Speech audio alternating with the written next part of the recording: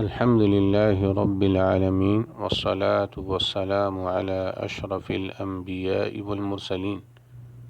شیطان کے شر سے بچنے کی ایک تدبیر یہ ہے کہ گھر میں سورہ البقرہ کی تلاوت کی جائے۔ جس گھر میں سورہ البقرہ پڑھی جاتی ہے اس سے شیطان بھاگ جاتا ہے۔ نبی کریم صلی اللہ علیہ وسلم کا ارشاد گرامی ہے، لا تجعلوا بیوتکم مقابر وإن الشیطان ينفر من البیت الذی تقرأ فیہ سورة البقرہ۔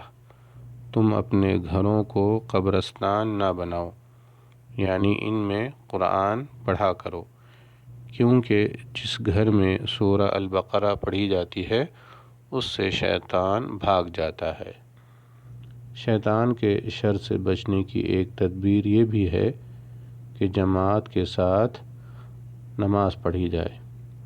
جماعت کے ساتھ پابندی سے نماز پڑھنے سے انسان شیطان سے محفوظ ہو جاتا ہے، اور باجماعت نماز پڑھنے سے سستی برتنے سے شیطان انسان پر غالب آ جاتا ہے۔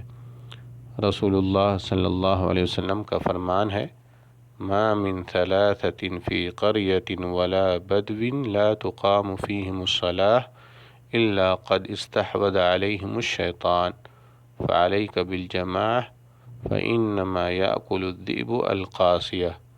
کسی بستی میں جب 3 آدمی ہوں اور وہ باجماعت نماز ادا نہ کریں تو شیطان ان پر غالب آ جاتا ہے، لہذا تم جماعت کے ساتھ نماز پڑھا کرو، کیونکہ بھیڑیا اسی بکری کو شکار کرتا ہے جو ریوڑ سے الگ ہو جاتی ہے۔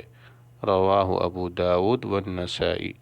واللہ تعالی اعلم۔ السلام علیکم ورحمۃ اللہ وبرکاتہ۔